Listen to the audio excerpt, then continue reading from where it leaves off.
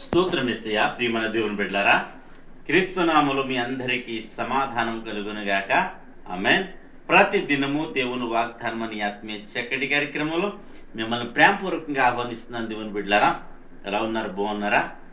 ఉదయాన్నే లేచారా? ప్రార్థన చేసుకున్నారా? కాసేపైనా దేవుని వాక్యాన్ని చదువుకున్నారా? ప్రతి దినము దేవుని సన్నిధిలో మీరు గడపండి, దేవునికి దగ్గరగా జీవించండి అనే నినాదంతో ప్రతి దినం మిమ్మల్ని హెచ్చరిస్తున్నాను. తద్వారా మీరు బలపడుతున్నారని నమ్ముతూ విశ్వసిస్తూ ప్రతి దినము దేవుని వాగ్దానం అని ఆత్మీయ చక్కటి కార్యక్రమంలో వాగ్దానం చదువుతున్నాను.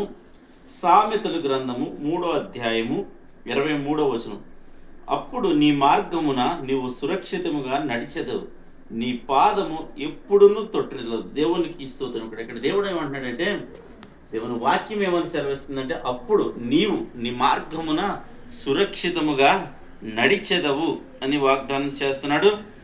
నీ పాదము ఎప్పుడునూ తొట్టిల్లదు. ఎప్పుడు అనగా అంటే, మరి నీవు ఎప్పుడైతే దేవునికి దగ్గరగా జీవిస్తావో, మరి దేవునితో సహవాసం చేస్తావో, మరి నీవు ఎప్పుడైతే దేవునితో సహవాసం చేస్తే అప్పుడు దేవుడు నీకు తోడుగా ఉంటాడు, నీకు నీడగా ఉంటాడు. మరి 23వ కీర్తనలో చివరి వచనం, నువ్వు బ్రతుకు దినములన్నీ కృపాక్షేమములని వెంట వచ్చును అన్న వాగ్దానం ప్రకారం దేవుడు మరి నీతో ఉండి నీ మార్గమున మరి నువ్వు సురక్షితంగా నడిచేలాగా ఆయన తగిన ఆలోచన ఇచ్చి నిన్ను నడిపిస్తారు. ఎప్పుడంటే నువ్వు దేవునికి దగ్గరగా జీవించినప్పుడు.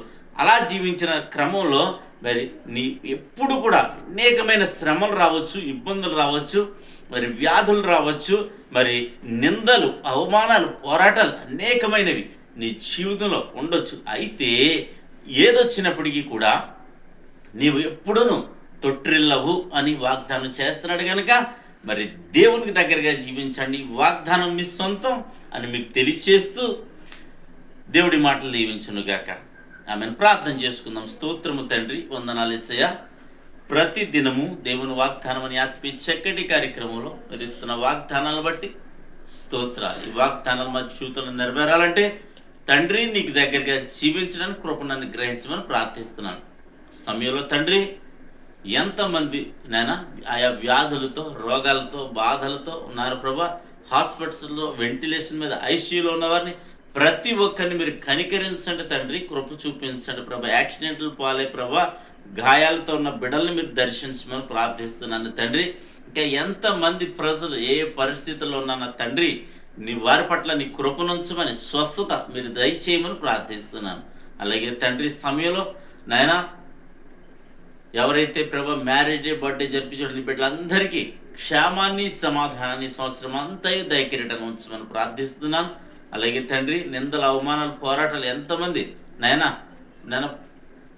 ఫేస్ చేస్తున్నారు వారందరినీ మీరు కనికరించండి, కృప చూపించండి. మా గ్రామాన్ని, మా రాష్ట్రం, మా దేశాన్ని కాపాడమని, ప్రజలందరినీ రక్షణలోనికి నడిపించమని ప్రార్థిస్తూ ఈ దినం ప్రభాని బిడ్డలు చేయి ప్రయాణాల్లో, ప్రయత్నాలు, రాకపోకలు సమస్తములు మీరు తోడండి, మహిమ పొందమని క్రీస్తు నామములో ప్రార్థన అడుగుతున్నాను పరమ తండ్రి. ఆమేన్. నేను నమ్ముతున్నాను ప్రియమంది ఏం బిడ్డలారా, ప్రభు మనందరినీ బలపరచారని నమ్ముతున్నాను. మీరు అనేక మందిని బలపరచండి. ఈ వీడియోని లైక్ చేయడం, షేర్ చేయడం ద్వారా. అలాగే ఈ దినం ఎవరైతే మ్యారేజ్ డే, బర్త్డే జరిపించడం మీ అందరికీ క్రీస్తు నామములో నా శుభాలు తెలియజేస్తున్నాను. దేవుడు నిన్ను, నీ కుటుంబాన్ని దీవించి వర్ధిల్ల చేయనుగాక. ఆమేన్.